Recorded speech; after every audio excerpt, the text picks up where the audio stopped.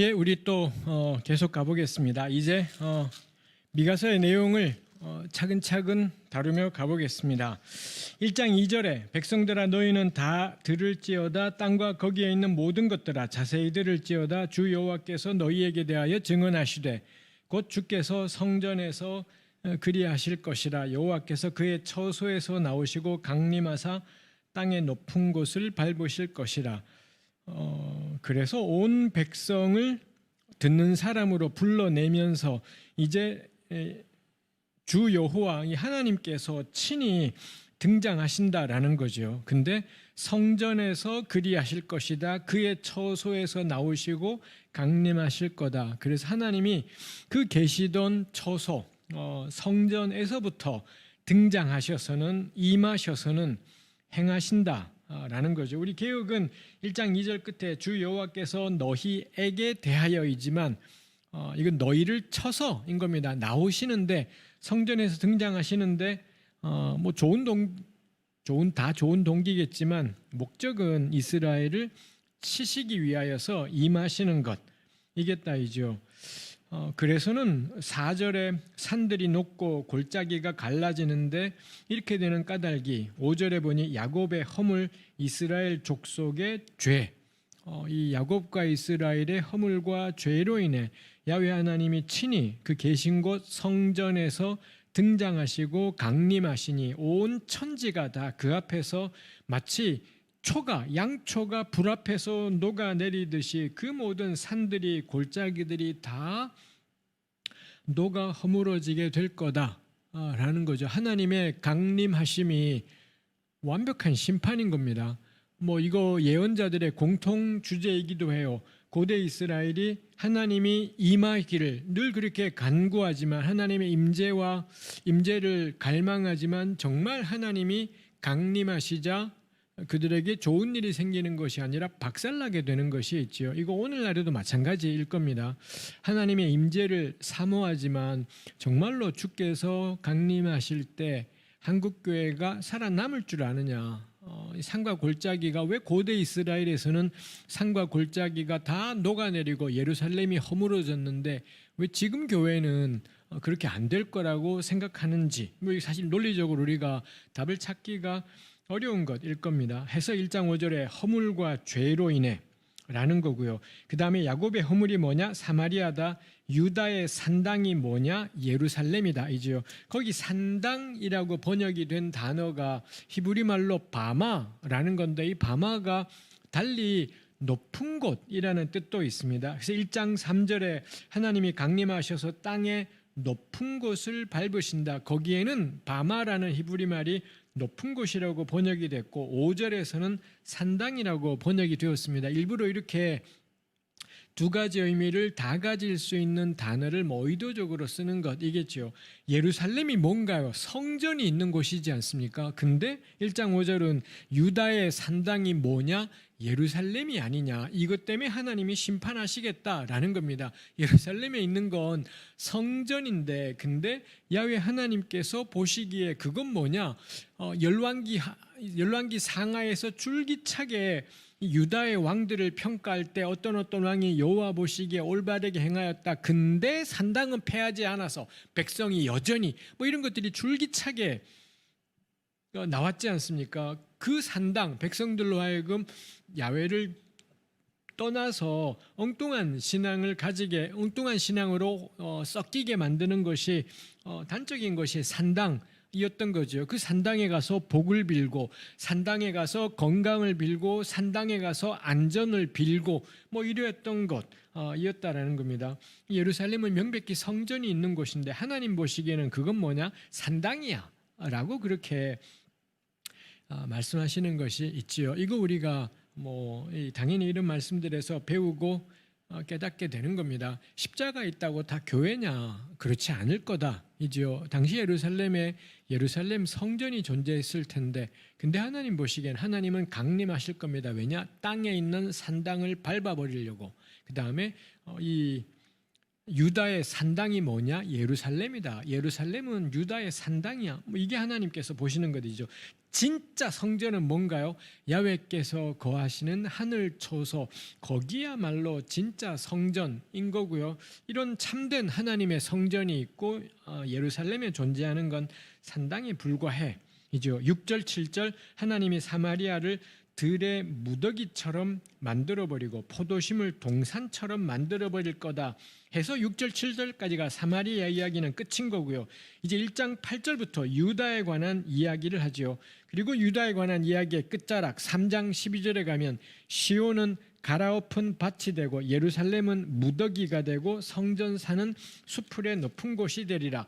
사마리아 역시 들의 무더기 포도심을 동산 이렇게 되어버릴 거고 시온 역시 무더기가 되고 황폐해지게 될 거다. 사마리아하고 시온하고 하나 다르지 않는 결과들을 맞이하게 된다라는 걸 이렇게 본문이 이야기하고 있는 것을 볼 수가 있습니다. 이 이스라엘의 죄에 대해서 하나님이 그저 두지 않으시고 개입하심 이겠다라는 겁니다. 이제 8절부터는 유다 이야기가 이어지는 것이 있지요. 도대체 사마리아의 죄는 1장 7절에 보니 새긴 우상, 내가 그 목상들을 깨뜨렸다 해서 우상과 목상 그 사이에 음행과 기생 이렇게 표현하는 것이 있습니다. 해서 북왕국은 사마리아는 왜 황폐하게 되느냐? 우상 숭배, 목상이랑 우상으로 대표되는 우상 숭배라는 음란, 영적인 음란으로 인해서 하나님이 무더기를 만들어 버리겠다 이지요. 요거 북왕국이었습니다. 그럼 남왕국은 뭐가 문제이지? 라는 거 우리가 생각하며 읽어야 되겠죠. 1장 8절에 이름으로 내가 애통하며 애곡하고 벌거벗은 몸으로 행하며 들깨같이 애곡하고 타조같이 애통하리니, 여기 개역이 벌거벗은 몸이라고 했지만 엄연하게 히브리 말로는 맨발과 벌거벗은 몸으로 두 개가 다 있습니다. 발도 맨발이고 몸통도 벌거벗었고 두 개가 있는 거죠. 이사야 20장에 보면 이사야가 3년간 그런 상징 행위를 하잖아요. 벗은 몸과 벗은 발로 다녔더라. 이런 걸 했다라는 게 이사야 20장에 나오지 않습니까?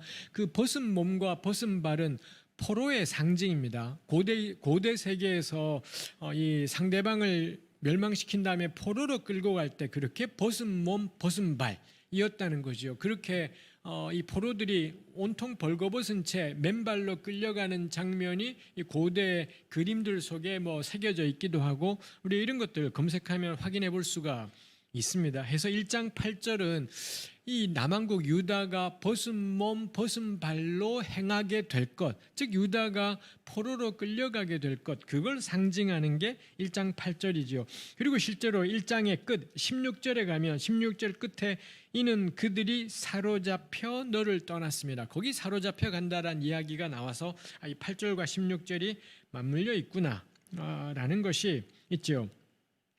10절부터 가드, 베들레아브라, 사빌, 사난, 베데셀, 마롯, 라기스, 가드, 모레셋, 악십, 마레사, 아둘람, 여러 지명들이 나오는 것을 볼 수 있습니다. 이 여러 지명들이 이 가운데는 오늘날 그 위치가 어딘지 확인이 되는 라기스나 아둘람, 마레사 같은 이런 데가 있는가 하면, 나머지 지명들 사빌, 사난, 마롯, 여기는 정확히 어딘지 확인할 수 없는 것들도 엉켜 있습니다. 다만 확인할 수 있는 것들에 근거해서 보게 될 때 이 지역을 보통 우리가 이스라엘 지리에서는 쉐펠라라고 부르는 지역에 속한 성읍들일 거다라고 여겨집니다. 이 고대 이스라엘의 팔레스타인의 지형도가 생각이 나실런지요? 이 왼쪽에 지중해 바다와 닿아 있는 해안 지역이 있지 않습니까? 이 길게 쭉 뻗어 있는 우리 해안 지역을 해안 평야라고 보통 부르지요. 주로 블레셋이 오랫동안 차지하고 있던 팔레스타인 땅에서 가장 비옥한 곳이 지중해에 닿아 있는 해안 평야 지역이 있겠고요. 그 다음에 안으로 쑥 들어가면 산지, 높은 산지가 있게 되지요. 그래서 북쪽으로 갈릴리 산지, 그 아래 에브라임 산지 혹은 사마리아 산지, 그 아래가 유다 산지, 해서 남북 이스라엘의 주력은 이 갈릴리 산지, 사마리아 산지, 그 다음에 유다 산지 요 지역들에 주로 유다와 북왕국의 중요한 도시들이 위치하게 되었고, 그 다음에 오른쪽으로 더 가면 요단강, 요단 계곡이 있고, 요단 계곡을 다시 올라가면은 요단강 동편, 뭐 바산, 골란, 그 다음에 뭐 이런 이 르벤이랑 갓 지파의 영역들, 모압, 암몬 뭐 이런 것들이 있게 되는 거죠. 그럴 때 이 블레셋의 해안 평야하고 유다 산지 사이 지역, 해안 평야는 그야말로 이 해수면과 닿아 있는 평평한 평지였다면 유다 산지는 확 높아진 겁니다. 그럼 그 사이 지역, 해안 평야보다는 높아지지만 유다 산지보다는 낮은, 이거를 우리가 뭐 보통 지리 용어로는 산록, 완사면 뭐 이렇게 부르는데, 그 중간쯤에 평평한 지형들이 있더라 라는 겁니다. 근데 그런 지역들이 유다 산지나 뭐 사마리아 산지보다는 낮은 곳이다 보니 히브리 말에 낮다라는 요 단어에서 온 쉐펠라가 낮은 곳이라는 뜻입니다. 그래서 히브리어로는 쉐펠라라고 부르고, 개역 성경은 대체로 쉐펠라를 평지 뭐 이렇게 번역한 경우들이 많이 있습니다. 해서 블레셋이 해안 평야 장악, 그 다음에 여호수아 이래 이스라엘은 산지를 장악, 그러다 보니 블레셋하고 이스라엘은 계속 쉐펠라에서 전쟁을 벌이게 되는 것, 여기서 서로 차지하려고 전쟁을 벌이게 되고, 다윗 시대 때 가서 거의 쉐펠라 지역을 장악하고 블레셋 해안 평야까지도 치고 들어가게 되고, 뭐 이런 세력이 이제 확연하게 이스라엘 쪽으로 기울게 되는 뭐 이런 것들이 있더라 이지요. 해서 요 쉐펠라 지역이 이스라엘에서는 뭐 가장 비옥한, 해안 평야가 더 비옥하지만 오랜 세월 블레셋이 잡고 있다 보니 이스라엘 안에서는 참 비옥한 데가 요 쉐펠라였다라는 것입니다. 그러다 보니 뭐 이 비옥한 곳들은 언제나 피눈물이 흐르게 되는 그런 곳들 이다라는 겁니다. 해서 여기 8절부터 16절까지는 이 쉐펠라 지역에 있는 여러 지명들을 열거하면서 말하고 싶은 바가 그곳에 임하게 되는 재앙과 참상 이라는 것입니다. 이게 주전 8세기 중반에서 후반으로 갈 때, 그때도 디글랏 빌레셀이 진격해 오면서 요 쉐펠라 지역이 한번 전쟁의 소용돌이에 휘말렸던 적이 있습니다. 유다는 당시에 아하스가 뇌물을 갖다 바쳐서 아수르랑 이 조공을 들이면서 평화를 맺었기 때문에 그랬습니다만, 이 디글랏 빌레셀이 이집트로 진격하느라 쳐들어가면서 쉐펠라 지역이 전쟁의 참상에 휘말리기도 했고요. 그리고 그로부터 몇십 년 후에 산헤립의 아수르가 다시 침공을, 히스기야가 조공을 바치지 않자 산헤립 때 다시 침공을 하면서 이 산헤립이 쉐펠라 지역을 박살을 내버려요. 그리고는 라기스, 여기 13절에 라기스가 나왔지 않습니까? 고대 세계에서는 예루살렘 다음으로 중요했던 거점 도시가 라기스였습니다. 이 아수르가, 산헤립이 쉐펠라를 완전히 쓸어버리고는 라기스의 거점을 잡고서는 히스기야한테 사신을 보내서 항복해라, 뭐 이런 내용들이 이어지더라라는 것입니다. 해서 다시 한번, 그래서 아마 8절부터 16절은 디글랏 빌레셀 때의 요 쉐펠라 지역이 전쟁의 소용돌이에서 짓밟히고 고통당한 것이든지, 아니면 산헤립 침공 때 이 지역이 본격적으로 전쟁의 참상에 휘말리게 된 것을 가리키든지 아마 그런 상황일 거다라고 여겨지지요. 우리말로는 도무지 알 수가 없지만 가령 10절에 가드에 알리지 말라, 근데 알리다라는 히브리말 동사가 나가드라는 게 있습니다. 즉 가드에 나가드 하지마, 이런 식으로 말놀이, 비슷한 소리를 가진 단어들을 계속 짝으로 사용해요. 우리말로는 뭐 도저히 할 수가 없는 거고,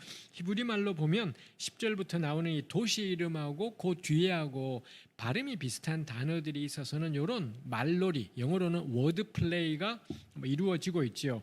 문학적으로는 그렇게 워드 플레이가 있어서 참 독특하다 싶지만 전달하고자 하는 내용은 참혹합니다. 이 쉐펠라 지역이 얼마나 짓밟히고 피눈물을 흘리게 될지 라는 것이 여기에서 다루어지고 있습니다. 결국 유다의 심판이 임하게 된다라는 걸 요달락에서 뭐 이야기하는 것, 이라고 할 수가 있겠죠.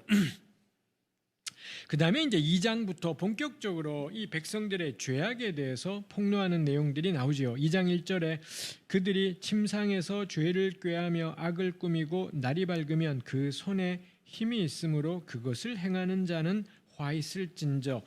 밤에 온갖 못된 궁리 꿍꿍이를 다하고 해가 뜨자마자 그걸 실행을 하는 겁니다. 그게 가능한 이유가 손에 힘이 있기 때문에, 이 힘이라는 건 상징적이겠죠. 뭐 돈의 힘이든 권력의 힘이든 힘이 있기 때문에 궁리한 걸 실행할 수가 있어요. 우리는 그렇잖아요. 맨날 내가 요거, 우리 왜 계란 장사의 망상이라고 해서 계란 몇 알 들고 시장터에 가면서 요 계란을 팔아서 크게 돈을 벌어서 닭을 몇 마리 사오고, 그러면 닭이 또 계란을 엄청나게 낳을 테니 그걸로 또 돈을 더 많이 벌어서 닭을 더 많이 사고 더 많이 돈을 벌고, 실제로 있는 건 계란 몇 개밖에 없는데 상상 속에서는 뭐 엄청난 돈을 벌게 되는 뭐 이런 것들이 있지 않습니까? 현실은요, 그렇게 막 상상하다가 그만 탈싹 계란을 떨어뜨려서 다 깨져버렸더라 뭐 이렇게 되는 것처럼, 저나 우리 대부분들은 다들 자신들의 미래에 대해서 멋진 상상을 하고 멋진 궁리를 하기도 하고 그렇죠. 현실은요, 그렇게 안 돼요.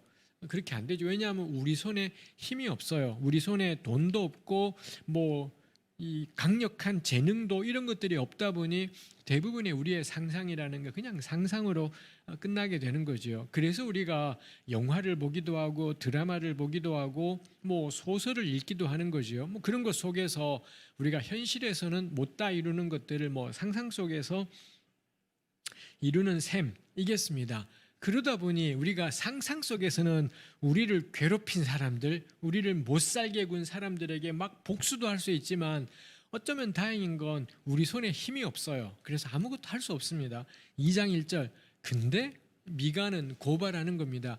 이 인간들은 힘이 있어요. 돈이 엄청 많든지 권력과 지위를 가진 거지요. 그래서 자신들이 했던 그 못된 꿍꿍이들을 전부 실행할 수가 있더라. 그 점에서 2장 1절부터 이 미가가 규탄하는 집단은 권력층입니다. 권력층, 지배 세력, 요 사람들을 규탄하는 거지요. 그리고는 어떤 일을 하느냐? 2절에 밭들을 탐하여 빼앗고 집들을 탐하여 차지하니 그들이 남자와 그의 집과 사람과 그의 산업을 강탈하도다 해서 그 온갖 못된 궁리들을 해서는 강탈하고 빼앗고 하는 거지요. 아니, 힘이 있다고 남의 집에 들어가서 이 밭 내놔, 내가 차지하겠어, 뺏어가겠어, 이거 안 되는 일.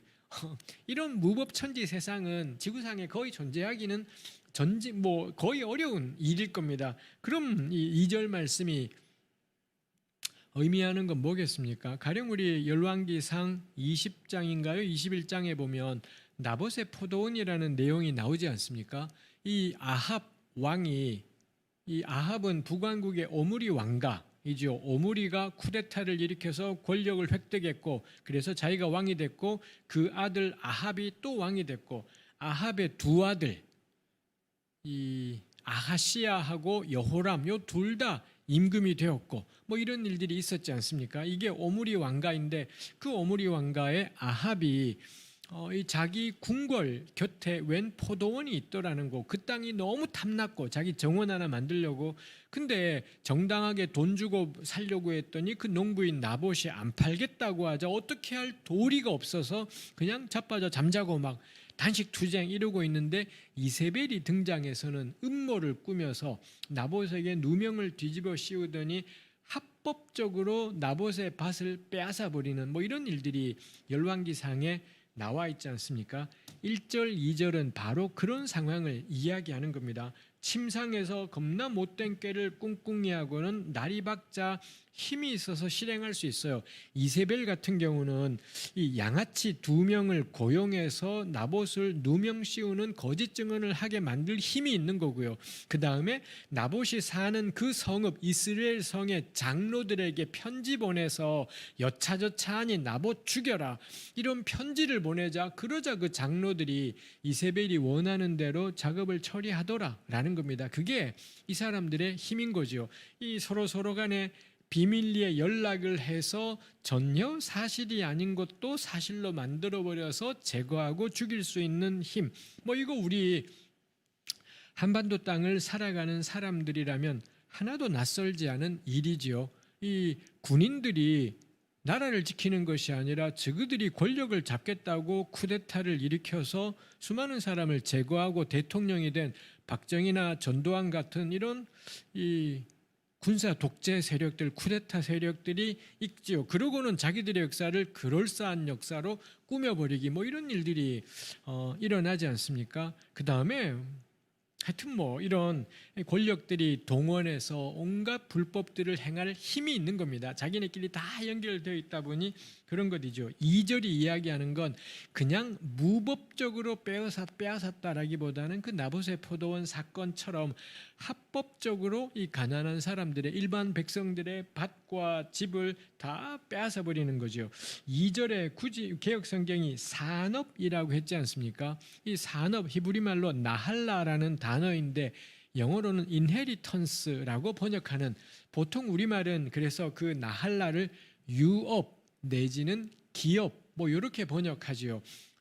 거기는 물려받다라는 것이 있습니다. 고대 이스라엘이 땅에 대해 가지고 있는 생각은 하나님이 우리에게 땅을 주셨고 그래서 그 땅은 자손 대대로 물려지는 것이더라는 거죠. 그래서 그걸 우리가 나할라, 유업 내지는 기업 뭐 이렇게 하는 겁니다. 그 점에서 이 미가가 그 단어를 여기에 사용했다라는 건 강조하는 겁니다. 근데 이 권력층들이 결탁하고서는 그 사람의 유업인데 조상 대대로 자손들에게 이어져 오던 하나님이 주신 땅인데 그것마저도 합법 비합법을 동원해서는 강탈해 버리더라 라고 하는 거죠. 제가 나봇의 포도원을 이야기했습니다만 미가는 강탈했다라고, 탐하여 빼앗았다라고 해요. 현실은요 합법적으로 되었을 거다라는 겁니다. 그 나봇의 포도원 사건 역시 합법적으로 이 절차들이 진행이 된 것들이 있더라이지요. 그런 점에서 오늘날도 마찬가지지 않겠습니까? 대한민국은 법이 누구의 편인가요? 사법부라고 뭐 있지 않습니까? 사법부 판사들이 있고 검찰의 검사들이 있고 그 다음에 변호사, 요 세 체제가 있지 않습니까? 판사, 검사, 변호사. 대한민국이 이 법은 누구의 편인가요? 아마 대한민국 사람 누굴 붙잡고 물어봐도 가난한 사람을 위한 사법은 다들 동의하지 않는 내용일 겁니다. 판사님들이 그러하고 뭐 검사들, 그 검사 가운데 양아치 같은 사람이 대통령이 되기도 했고 법무부 장관이 되기도 한 게 지금 대한민국의 현실이기도 한 거고요. 그 다음에 변호사들 역시 엄청나게 비싼 돈을 줘야 되는 로펌 같은 데들은 멀쩡한 사실까지도 사실이 아닌 게 만들어지기도 하고 뭐 이런 일들이 허다하지 않습니까? 이런 거 생각할 때 2장 2절에 탐하여 빼앗았다, 탐하여 차지했다, 강탈했다가 이 미가가 특별한 거죠.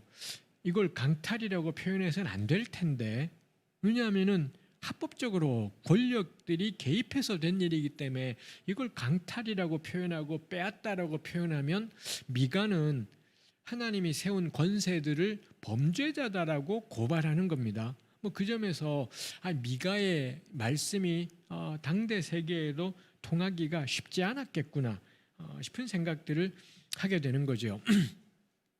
다시 우리 1장과 연관해서 짚고 갈 것이 있습니다. 1장 5절에 하나님이 강림하시는 까닭이 뭐냐? 이 허물과 죄 때문이다 라고 했고, 유다의 산당이 뭐냐? 예루살렘 아니냐? 그리고 사마리아가 무더기가 되는데 이유가 뭐냐? 우상이다.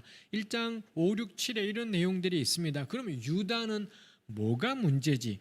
하고 본격적으로 죄를 고발하는 내용이 2장에 나오더라라는 거예요. 근데 2장 1절 우리 보면 알 수 있지 않습니까? 우상이 없구나. 지금 유다가 문제가 되는 건 유다의 산당이 예루살렘이다. 즉 예루살렘 성전은 우상 숭배하는 산당에 불과해. 이렇게 단정을 내린 건데, 그럼 미가는 예루살렘 성전에서 어떤 우상 숭배가 벌어지는지를 고발해야 되잖아요.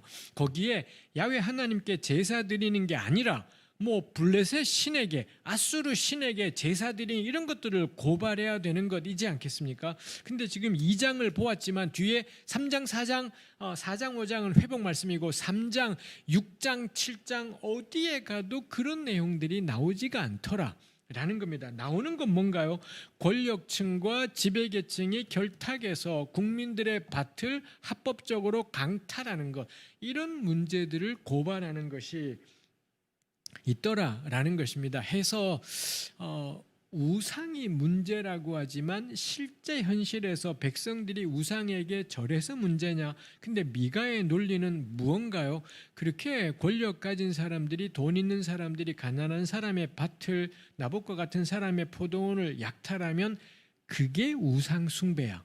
이게 미가의 논리인 겁니다. 뭐 사실 제가 이런 식의 말씀을 나누는 것은 아모스 할 때도 비슷한 것이 있었고 이사야 할 때도 비슷한 게 있습니다. 예레미야도 마찬가지입니다. 말인즉슨 뭐가 되나요?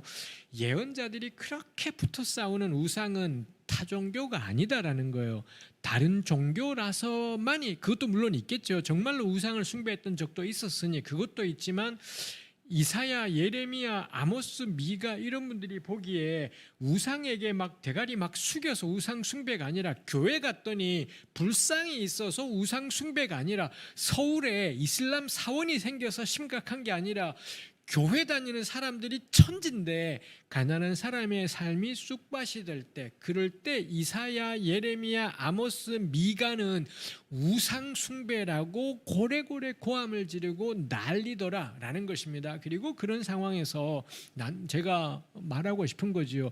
그러면 우리 교회는 우상 숭배 했지 않냐라는 것입니다. 우리 교회가 언제, 아까 제가 1교시에도 첫째 시간에도 이걸로 씩씩된 것이 있으니 다시 이걸로 씩씩되지는 않겠습니다. 저는 미가가 하나님의 말씀이라면 우리 목사님들 주일 오전 예배 때 부동산 투기하는 거 규탄해요. 부동산으로 돈 벌려고, 지금 부동산으로 돈 벌겠답시고 은행 대출했다가 박살나고 있지 않습니까? 그러고는 이 윤석열 이 끔찍한 정부는 어떻게든 부동산 값을 올려서 사람들의 불만을 해결하려고 하는 것이 있습니다. 아니 그러면은 이거 제가 더 나가지는 않겠습니다. 저는 21세기에 합법적으로 모든 국민이 안전하게 살아야 될 집들을 돈 있는 사람들이 강탈하게 만드는 일이 지금 21세기 대한민국 땅에서 버젓이 벌어지고 있다 싶은 생각들을 하게 되는 것이 있지요. 1, 2절 이렇게 죄를 고발하는 말씀이 있습니다. 그 다음에 이 하나님의 심판 말씀들이 이어지는 것이 그 다음 내용에 이어지지요. 6절부터 말씀이 쉽지 않습니다. 6절에 그들이 말하기를 너희는 예언하지 말라. 이것은 예언할 것이 아니거늘 욕하는 말을 그치지 아니한다. 보통 구약에 예언과 연관한 히브리말 동사가 있는데 그게 안 쓰이고 희귀한 동사가 쓰여서 참 어렵습니다. 그 다음에 11절에도 사람이 만일 허망하게 행하며 거짓말로 이르기를 내가 포도주와 독주에 대하여 너에게 예언하리라 할 것 같으면 그 사람이 이 백성의 선지자가 되리라. 여기도 역시 그 이상한 예언하다 동사가 쓰였어요. 해서 6절과 11절에 그 특이한 예언 동사가 쓰여서 6절 11절을 한 단락으로 묶어주는구나. 뭐 이렇게 우리가 이야기를 해볼 수가 있겠습니다. 여기는 히브리말 본문 자체가 굉장히 어렵습니다. 그러다 보니 아마 한글 성경이 이렇게 했지만 우리 보다가 참 내용이 어렵다 싶은 생각이 들고요. 번역 성경을 봐도 어려워요. 왜냐하면 히브리말 자체가 난감하다 보니 영어 성경들이나 한글 성경들이나 다 요 단락을 약간씩은 다르게 번역을 하고 있어서 의미를 딱 확정해서 말하기는 쉽지 않다 싶은 것이 있습니다. 뭐 이런 경우에는 저는 별 수 없이 우리 교회 공동체는 개역으로 보고 있기 때문에 개역 개정의 번역을 가지고 뭐 설명을 해야 될 거다 싶고, 저는 그게 개역 개정의 번역이 오히려 좀 더 적절하다 싶은 것이 있습니다. 그들이 말하기를 너희는 예언하지 말라. 이것은 예언할 것이 아니거늘 욕하는 말을 그치지 아니한다. 이 예언자들을 향해 예언하지 말라라고 말하는 사람들이 있더라는 겁니다. 그러면서 이건 예언할 게 아니야. 이것이 뭐지? 여기서 이것은 무엇을 가리키는 건가가 좀 약간 생뚱맞다 싶습니다. 다만 별 수 없이 그냥 문장 속에 이 2장 6절에 이런 내용이 나와 있으니 그럼 이것이 가리키는 건 뭐냐? 6절 앞에 있는 미가의 말씀을 생각하는 수밖에 없겠구나. 뭐 이렇게 되겠죠. 그럼 2장 앞에 있는 것이 뭔가요? 아까 우리 보았던 2장 1절에 밤새 못된 새를 꿍꿍이 하고는 손에 권력이 있다 보니 돈이 있다 보니 그 다음날 일어나서는 곧바로 가난한 자를 약탈해서 차지해버리는 이런 것들에 대해서 미가가 규탄하면서 너네는 끝장이야 라고 선포했던 것이죠. 그러자 사람들이 이런 건 예언할 게 아닌데 왜 당신은 욕하는 말을 그치지 않느냐, 미가 보고 그렇게 말하는 겁니다. 아니 그게 무슨 예언의 내용이냐, 근데 당신은 맨날 그런 예언 한답시며 욕하는 말을 그치지 않는다고. 이거 우리 이렇게 읽을 때 충분히 납득되지 않습니까? 우리 교회는 그렇게 이야기해요. 그래서 이런 식으로 경제적인 현실에 대해서는 하나님께 순종해서 어떻게 재정을 잘 관리해서 복을 받을 건가 이런 이야기하면 성경적이라고 하는데 말입니다. 부동산 투기에 대해서 규탄하고 요걸 조장하는 권력을 규탄하고 그러면 그래서 대통령이 바퀴벌레 아니야 이렇게 말하게 되면은 그건 예언할 것이 아니다. 하나님의 말씀으로 선포할 것이 아니다. 왜 욕하는 말을 그치지 않느냐. 뭐 이렇게 생각을 하면 이거 정말 딱 그런 내용이겠구나 싶은 것이 있지요. 8절에 근래에 내 백성이 원수같이 일어나서 전쟁을 피하여 평안히 지나가는 자들의 의복에서 겉옷을 벗기며 내 백성의 부녀들을 그 즐거운 집에서 쫓아내고 그들의 어린 자녀에게서 나의 영광을 영원히 빼앗는도다. 여기는 부녀와 자녀가 나오잖아요. 아까 2장 2절에는 그들이 남자와 그의 집과 사람과 그의 산업을 강탈하도다. 남자들을 박살을 내버리고 그 다음에는 당연히 그렇게 가장의 삶이 쑥밭이 되니 부녀와 어린 자녀들의 삶의 행복이라는 게 완전히 깨어지게 되는 일들이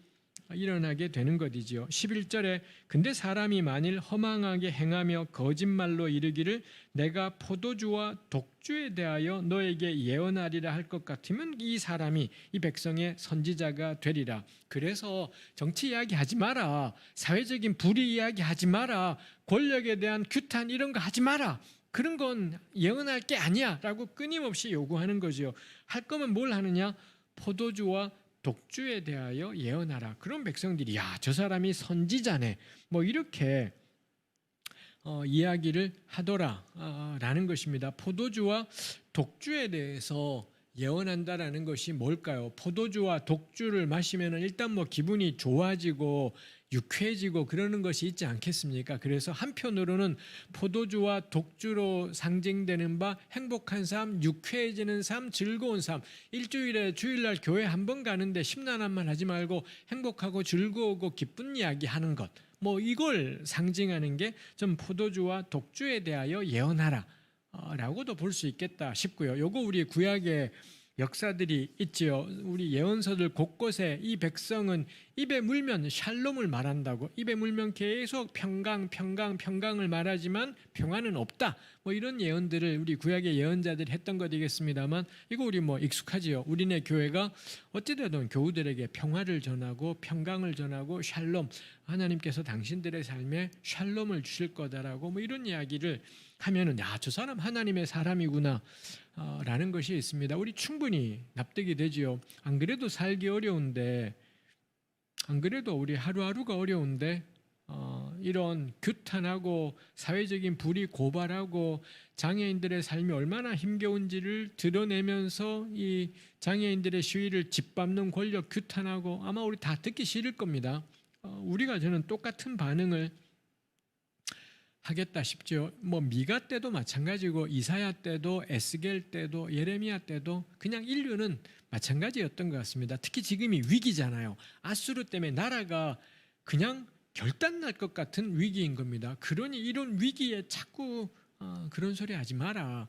어떻게 회복될지, 어떻게 하나님의 구원이 임할지, 어떻게 하나님의 은혜가 충만하게 부어질지 뭐 이런 이야기들을 듣고 싶어하는 건 정말 인지상정이고 너무 당연한 마음일 겁니다. 근데 미가는 그거 규탄해요. 그거 규탄하는 것이지요. 그래서 저를 그리고 우리 설교자들을 그리고 이 땅의 모든 그리스도인들을 이 하나님의 말씀 앞에 서게 하는 것입니다. 하나님께 순종하면 복이 와요. 인데 그 순종이라는 게 뭘까 싶죠. 포도주와 독주 예언의 첫 번째가 포도주와 독주로 상징되는 유쾌하고 즐거운 샬롬을 강조하는 것, 이렇게 생각해 볼 수 있겠고요. 두 번째 포도주와 독주는 포도주 마시지 말라, 독주 마시지 말라를 겁나 강조하는 겁니다. 이런 것 일절금하면은 그럼 하나님이 복 주신다. 이렇게 저는 이 본문을 풀 수도 있겠다 싶은 것입니다. 교회가 온통 무엇 지키고 무엇 안 지키고에 몰두하는 것, 이더라는 거죠. 우리 겁나 술 좋아하시는 분들이 술 끊는 거 진짜 보통 일이 아니지 않습니까? 저 어릴 때 교회 다닌 일에 지금까지 늘 교회에서 그치지 않는 간증이 도무지 끊지 못하던 술을 예수 믿고 끊게 되었어요. 우리 가정에 행복이 왔어요. 뭐 정말 줄기차게 들을 수 있었던 간증입니다. 정말 그 힘든 알코올로부터 놓여놨다라는 건 참 복된 일일 것이겠습니다. 그렇지만 그게 다인 건가? 술 안 마시게 되는 게 예수 믿는 건가? 뭐 제가 늘 문제 제기하는 것이겠습니다만 하여튼 포도주, 독주 절대 마시지 마. 뭐 이런 것들을 우리는 예언자라고 생각을 해요.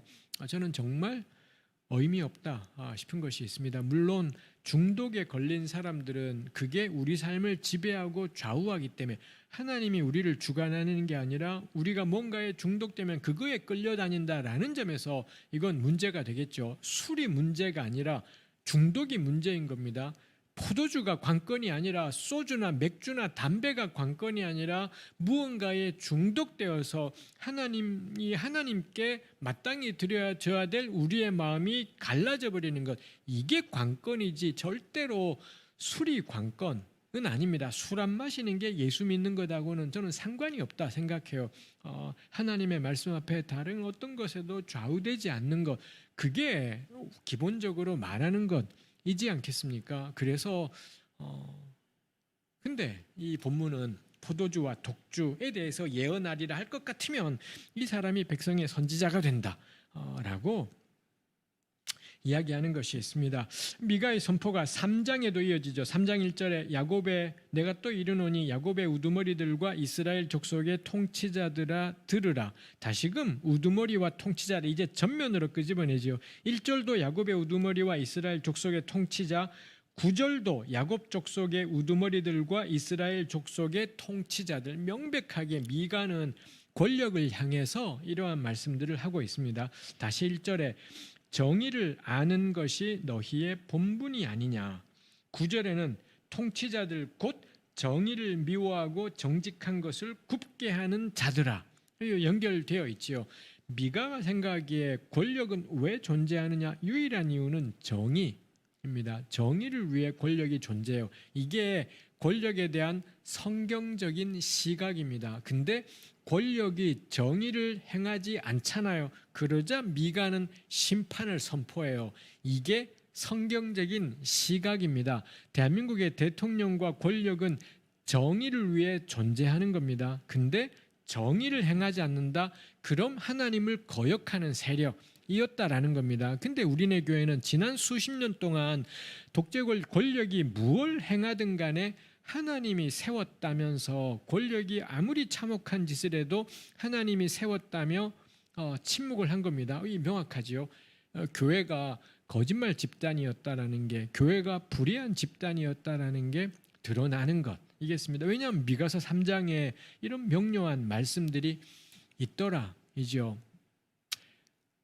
교회가 권력을 정의를 행하지 않는다고 비판하면 우리 다 합니다. 그 교회는 절대 대형교회가 될 수 없을 겁니다. 저는 묻고 싶어요. 그래서 우리나라 대형교회 목사님들 가운데 은퇴하시고는 자기가 이런 말씀 못 전했다라고 고백하는 분들이 있습니다. 전 정말 사기꾼들이라고 생각을 해요. 목사님 왜 그러세요? 은퇴한 다음에 명예까지 쥐고 싶으세요? 그냥 하시던 대로 사세요. 하시던 대로 탐욕스럽게 하시라고, 대형교회 정당화하시면서 사시라고 이제 와서 왜 싶은 생각이 드는 게 있습니다. 미가가 3장 1절에 정의를 아는 게 본분이 아니냐. 3장 2절 너희가 선을 미워하고 악을 기뻐하여 내 백성의 가죽을 벗기고 그 뼈에서 살을 뜯어 그들의 살을 먹으며 그 가죽을 벗기며 그 뼈를 꺾어 다지기를 냄비와 솥 가운데에 담을 고기처럼 하는도다. 감자탕입니다 이거. 이렇게까지 뼈와 고기를 막. 고대 이스라엘의 통치자들이 이랬겠습니까? 백성을 잡아와서는 가죽 벗기고 뼈에서 살 뜯어 살 먹고 뼈를 꺾어 다지고 우려내고 이랬겠습니까? 안 그랬잖아요. 이거 뭔가요? 선동입니다. 요거 듣는 사람들, 특히 듣고 있는 가난한 사람들을 분노하게 만드는, 지금 미가는 명백하게 청중을 선동하고 있는 겁니다.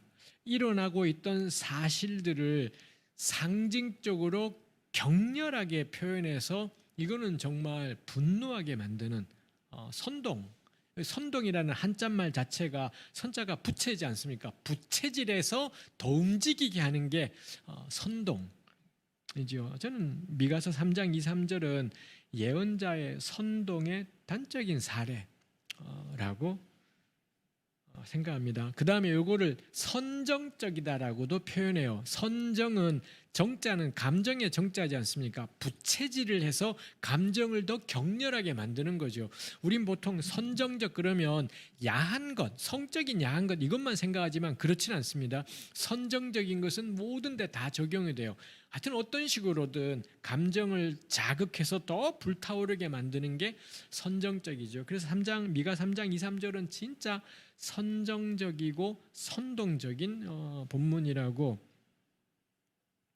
할 수가 있습니다.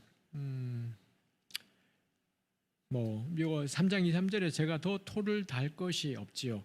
우리 이 영상을 함께 참여하시는 설교자 분들께서는 이런 설교 해보신 적 있습니까? 이런 설교 우리 해본 적이 있을까요? 그런 설교는 한 적 있지 않습니까?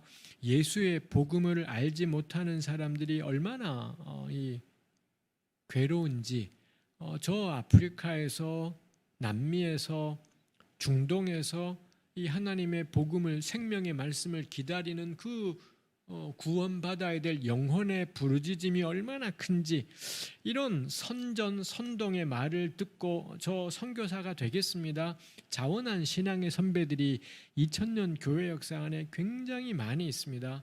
우리 적지 않은 선교사님들이 그런 말에 선동되어서 조선 땅에 복음을 전하러 오기도 하고 무수히 순교하고 희생하고 뭐 이런 일들이 있죠. 우리네 교회 안에 정말 이런 선교를 향한 열정, 선동들은 정말 강력하였다라고 생각하고 참 소중한 것이었다 싶습니다. 근데 그것만 있는 건 아니다라는 거죠. 이런 식의 통치 권력에 대한 격렬한 선동도 있더라라는 겁니다.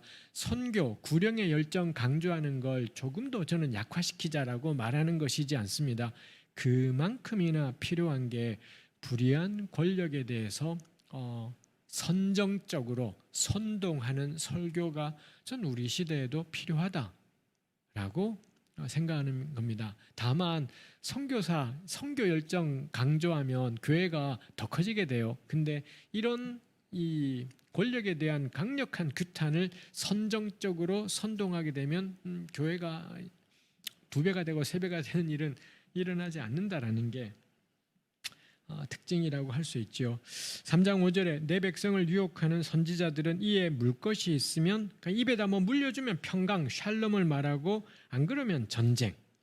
우리 뭐 다 알고 있는 굉장히 이 격렬한 말씀들이죠. 돈 때문에, 그놈의 돈 때문에 이 목사들이 샬롬 거린다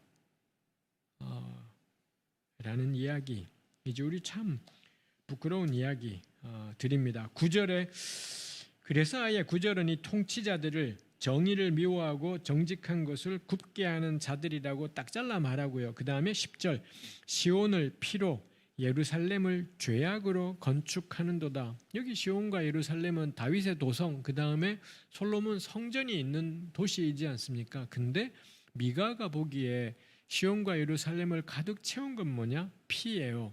수많은 사람들을 짓밟고 피눈물을 나게 하고서 만들어낸 시온이구나. 그렇게 형성된 예루살렘이구나. 남은 답은 하나인 겁니다. 그 예루살렘은 사라져라. 그 예루살렘은 무너지는 것이 맞는 거죠. 이건 시온에만 해당이 되는 걸까요? 이건 예루살렘에만, 그때의 예루살렘에만 해당이 되는 걸까요? 그때 예루살렘에는 다 그렇게 나쁜 놈들만 있었을까요? 지금 21세기 한국 땅에 한국의 교회가 다 나쁜 게 아닐 텐데 아마 듣는 분들 가운데도 겁나 좋은 교회 다닌다고 생각하는 목사님들이 있을 거고 자기 교회는 참 좋은 교회라고 생각하는 분들도 있을 거지 않겠습니까? 그때는 안 그랬을까요? 미가 때에는 다 나쁜 놈들만 있어서 미가는 이런 식으로 싸잡아서 미가 같은 사람 오늘날 있었으면 개박살 났을 거예요.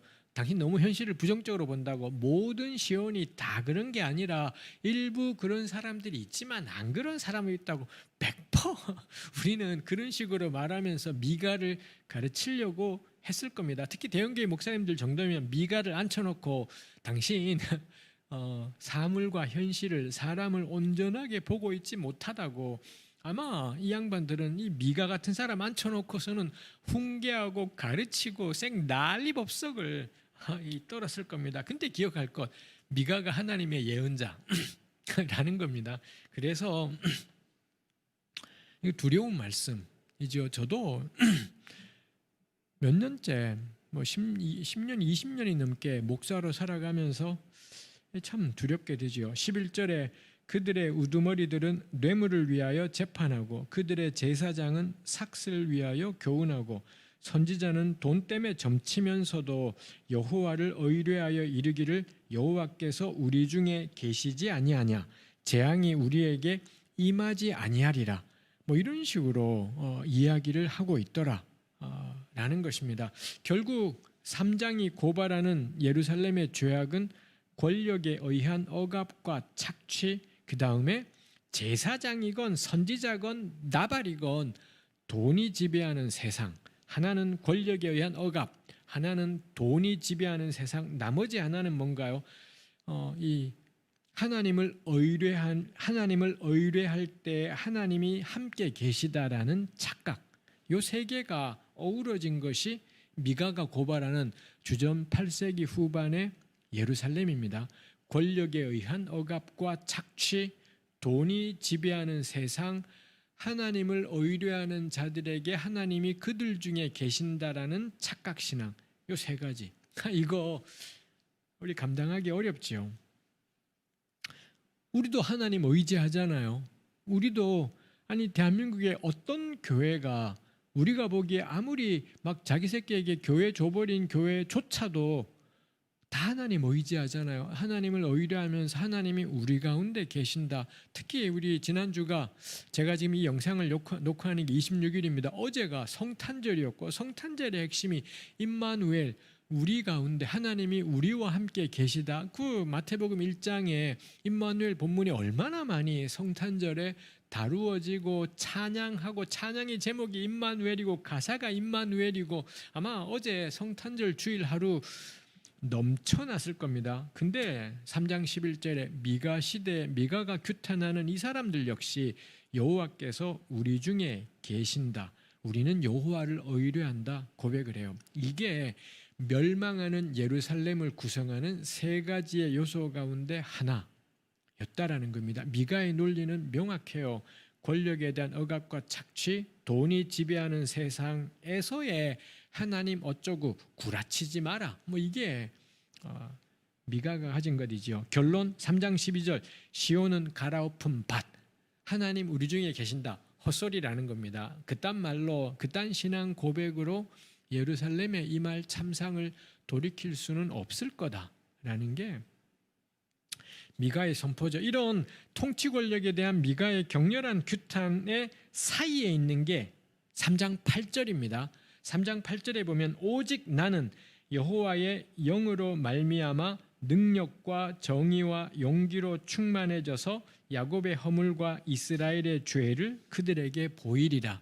이 미가와 당대 사역자들과의 차이입니다. 미가는 자신에게 하나님의 영이 충만하대요. 그리고 그로 말미암아 능력과 정의와 용기가 생긴대요.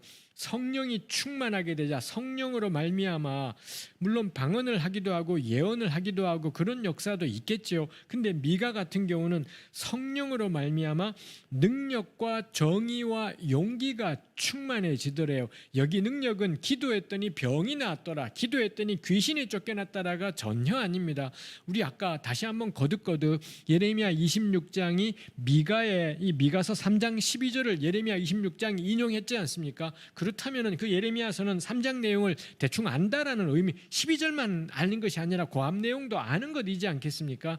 근데 미가가 히스기야 때 그래서 죽을 뻔했냐, 히스기야가 들었지 않냐, 이러는 걸 볼 때 미가한테 성령 때문에 능력이 생겼다라고 해서 그 능력이라는 게 미가가 선포하면은 막 역사가 나고 세상이 바뀌고 이런 식의 능력은 아니었고, 목숨이 여전히 그도 위태로웠을 거다라는 걸 보여주는 거지요. 그래서 성령으로 말미암아 능력, 정의, 용기가 충만해져요. 그래서 그 다음에 뭐 하나요?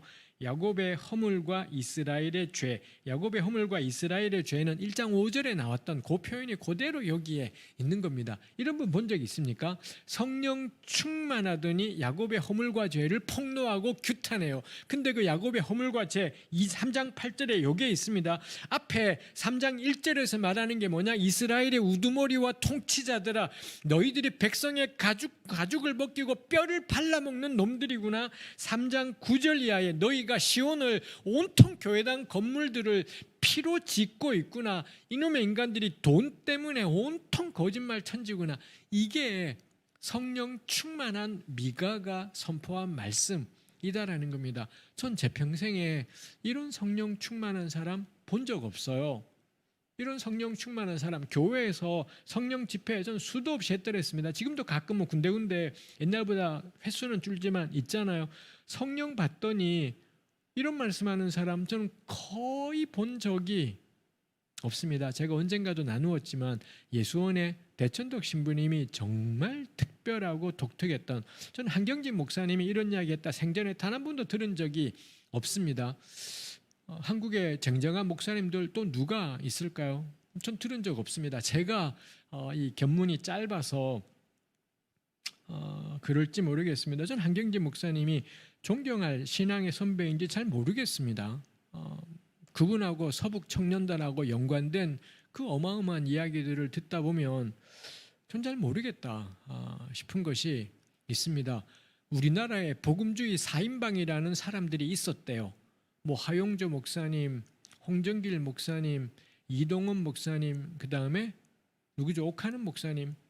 전 도무지 모르겠습니다. 왜 그분들이 4인방인지. 교인의 쪽수를 겁나 늘린 4인방 100% 동의돼요. 근데 왜 그 사람들이 복음주의를 대표하지? 그 사람들이 대표한다는 복음주의는 대체 뭐지?